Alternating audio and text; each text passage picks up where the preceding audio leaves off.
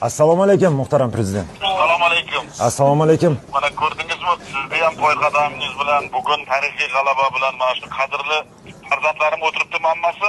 Hammasi shu yerda sizni tabriklashyapti, chunki bu g'alabada sizni hissangiz katta. Biz juda faxrlanyapmiz shunaqa prezidentimiz borligidan va bu g'alabada butun siz boshchiligida butun xalqimizni tabriklaymiz va hammamizning g'alabamiz. O'shaning uchun bolalar ham hammasi shu yerda eshitib turibdi sizni. Hammaga hech shubhasiz mana shu bu tarixda milliy sportimiz sog'lomasiga oltin harflar bilan bitiladigan bunday yorqin natija yurtimizdagi millionlab futbol muxlislari, butun 38 million xalqimiz tika turib 7dan 70 yoshlar ko'rdi. Mana shu munavvar oqshomda qutlug' zafar ayyomida ko'p millatli butun O'zbekiston xalqi sizlar bilan farqli ravishda faxrlanmoqda desak, haqiqatni aytgan bo'laman. Aminman bu tarixiy yutuq xalqimizning ezgu maqsadlar yo'lida yana birlashtiradi. Minglab mana shu yangi O'zbekiston yoshlari nimaga qodir ekanini yana bir marta namoyon etdilar mani farzandlarim. Minglab yoshlar uchun bu ilhom manbaiga, ibrat timsoliga aylanadi. Yangi O'zbekistonni xalqaro obro' e'tiborini yanada oshirishga xizmat qiladi. Farzandlarimni doimo qo'llab-quvvatlab kelayotgan mehribon va talabchan ustoz murabbiylaringizni, milliy terma jamoa barcha a'zolarini sizlarga baxt va omad tilab kecha kunduz duoda bo'lib kelgan ota-onalaringiz, aka-uka, opa-singillaringiz, barcha yaqinlaringizni o'z nomidan, xalqimiz nomidan qizg'in tabriklab, ularga samimiy minnatdorchilik bildiraman. Timur eshityaptimi? Eshityapti.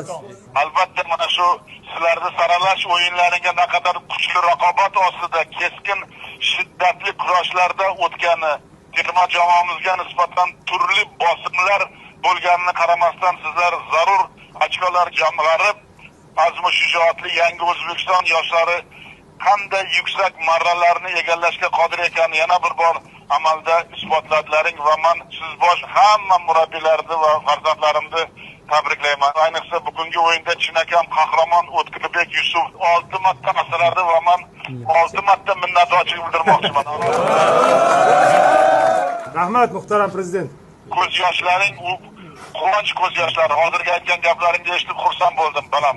Rahmat farzandim. Rahmat. Otabek Shukurov, Odiljon Hamrabekov,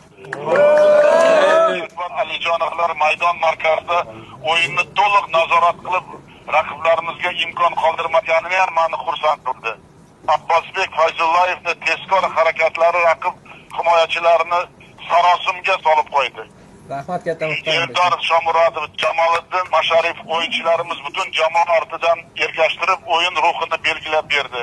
Rahmat. Albatta Timur Takirovich, sizga ham alohida minnatdorchilik bildirmoqchiman. Rahmat. Timur, hozir bitta gapni men aytaman, farmonga qo'l qo'yaman. Butun o'zingiz bosh jamoaga O'zbekiston iftixori unvoni beraman. Rahmat kattakon muhtaram prezident. Boshimiz osmonga yetdi. Timur, ikkita-uchta ballarga so'z ber. Assalomu alaykum hurmatli prezident.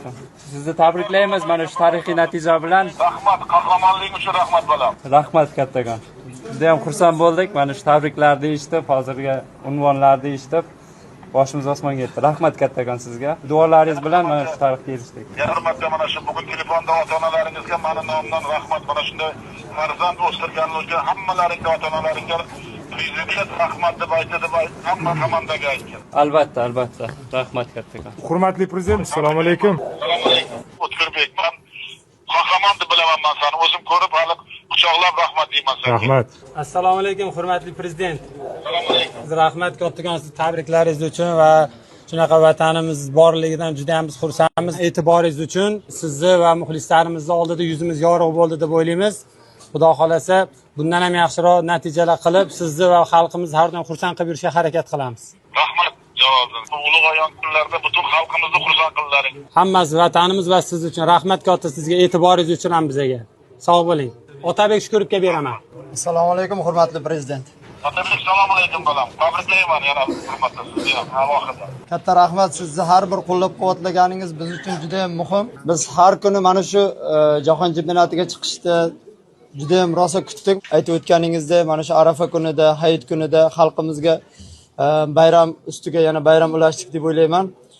Sizga katta rahmat. Assalomu alaykum hurmatli prezident. Assalomu alaykum. Ichingda bormi aytgan gaplarimiz aka? Aytgan gaplaringiz kuch bo'ldi. Butun xalqimizni oldida yuzimiz yorug' bo'lish uchun harakat qildik va buni uddalaganimizdan juda ham xursandmiz.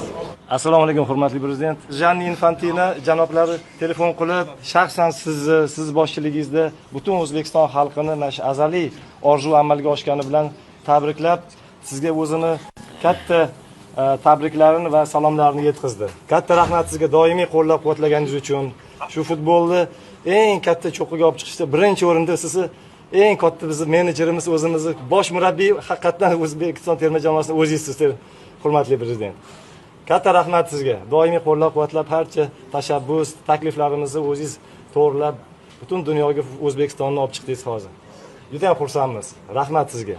Bunchalik e'tiboringizda, bunchalik g'amxo'rligingizda boshqacha natija bo'lishi ham mumkin emas edi, yarashmas edi, hurmatli prezident. Katta rahmat sizga. Ushbu unutilmas tarixiy g'alabalaring bilan yana bir marta tabriklayman. Sog' bo'linglar, katta rahmat. Sog' bo'ling, umringiz uzoq bo'lsin. Rahmat katta.